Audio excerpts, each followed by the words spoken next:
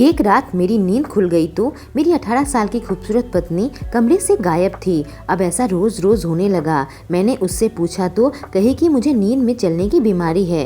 मुझे शक हुआ तो राज का पता लगाने के लिए एक रात मैंने अपनी पत्नी का पीछा किया और वहाँ का मंजर देखकर मेरे रोंगटे खड़े हो गए, क्योंकि मेरा नाम मुकेश है और मेरी उम्र 35 साल है। मेरा रंग काफी सांवला है, इसलिए शादी के लिए लड़कियां मुझे रिजेक्ट कर देती थी। हालांकि मैं इतना कमा लेता हूँ कि घर ठीक ठाक चल जाए। मेरी माँ मेरे लिए हजारों लड़कियां देख चुकी थी, पर मेरे रंग की वजह से कोई भी लड़की मुझसे शादी को तैयार नहीं थी। आखिर मेरी माँ ने एक गरीब घर में मेरा रिश्ता तय किया। मेरी पत्नी शीतल 18 साल की है। गरीबी के कारण उसने मुझसे शादी कर ली। शादी के बाद उसने मुझसे कहा कि मुझे रंग से कोई फर्क नहीं पड़ता, बस मैं एक ऐसे इंसान से शादी करना चाहती थी जो मुझे सच्चा प्यार करे। मेरी पत्नी बेहद ही खूबसूरत थी और कम उम्र की थी। मैं हमेशा उसका ख्याल रखा करता। उसे अपने साथ जहाँ भी लेकर जाता तो लोग उसे घूर घूर कर देखते हैं। मेरे दोस्त कई बार कह भी दिए कि तुम जैसे आदमी को इतनी खूबसूरत हूर परी कैसे मिल गई।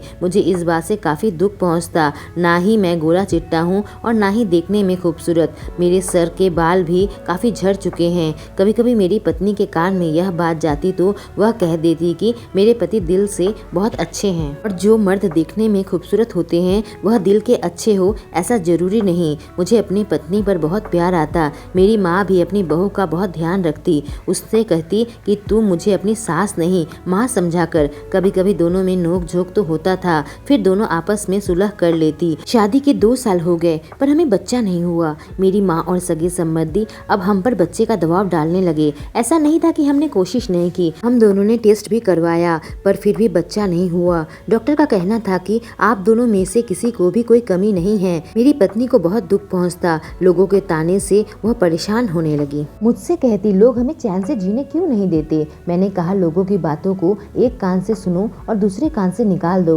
मुझे भी तो लोग बहुत ताने देते हैं क्योंकि मैं देखने में अच्छा नहीं हूँ। वह कहती सही कह रहे हो आप, पर मैं घर पर अकेले बोर हो जाती हूँ। क्या मैं कोई काम कर लूँ? मुझे बहुत अकेलापन महसूस होता है। मैंने कहा कोई काम देख लो, तुम्हें अच्छा लगेगा। उसने कंपनी में रिसेप्शनिस्ट का जॉब ले लिया। आजकल काफ़ी खुश रहा करती थी, लेकिन उसके ऑफिस में कई मेल स्टाफ उसके पीछे पड़ जाते थे। कई बार तो घर पर भी उसके पास कॉल आता।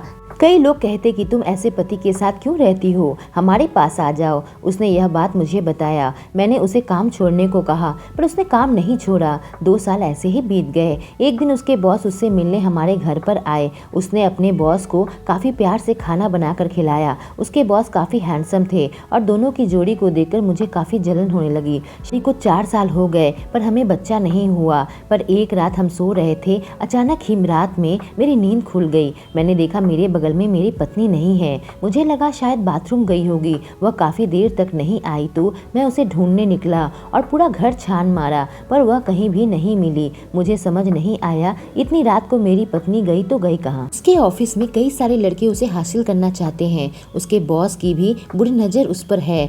मुझे सब समझ में आता है। काफी सच सवर कर वह ऑफिस जाती है। कहीं किसी ने उसे पटा तो नहीं लिया। वह माँ नहीं बन पा रही है, इस बात का उसे बहुत दुख है। कहीं इस चक्कर में वह किसी और के साथ तो रिश्ता नहीं बना लेगी। मेरे अंदर शक घर करने लगा। मैंने सोचा मैं पता लगाऊंगा कि वह कहाँ गई है, पर मैंने उससे कुछ पूछा नहीं। अगली रात को वह फिर से गायब थी। मैं गहरी नींद में सो रहा था तो मुझे पता नहीं चला कि वह कब उठकर चली गई। कुछ दिनों तक ऐसा चलता रहा, पर एक सुबह मैंने उससे पूछा कि तुम कल रात कहाँ गई थी। मेरी बात सुनकर कहा यह क्या कह रहे हो, मैं तो घर पर ही थी। मेरी पत्नी साफ झूठ बोल रही थी। मैंने कहा तुम कुछ रातों से गायब रहती हो, इतना साफ झूठ क्यों बोल रही हो। वह मेरी तरफ अजीब निगाहों से घूरने लगी। फिर कही मेरी बीमारी तो वापस नहीं आ गई। मैंने पूछा कौन सी बीमारी, तो उसने कहा मुझे नींद में चलने की बीमारी थी, लेकिन काफी सालों तक ऐसा कुछ नहीं हुआ। मैं नींद से उठकर चलती थी और घर से बाहर निकल जाती थी, लेकिन फिर मैं सही सलामत घर पर आकर सो जाती थी और रात की बातें मुझे कुछ भी याद नहीं रहती थी। मेरे घर वाले बहुत परेशान हो जाते, कहीं मुझे कुछ हो न जाए, पर मुझे मुझे कभी कुछ नहीं हुआ। यह सुनकर मैं हैरत में पड़ गया, क्योंकि ऐसा तो हमने सिर्फ फिल्मों में और सीरियल में देखा है। मैंने कहा, ठीक है, मैं तुम्हें डॉक्टर के पास लेकर चलूँगा। यह सुनकर वह मुस्कुराई और मुझे गले से लगा लिया। अचानक ही एक रात मेरी नींद खुल गई तो मैंने देखा मेरी पत्नी उठकर कहीं जा रही है। मैंने सोचा फिर से नींद में चल रही होगी। मैं उसके पीछे पीछे जाने लगा। मैं देखना चाहता था कि यह कितना खतरनाक हो सकता है। मैं इसलिए सोचा इसका वीडियो भी बना लूं ताकि मैं डॉक्टर को दिखा सकूं। मेरी पत्नी चलती रही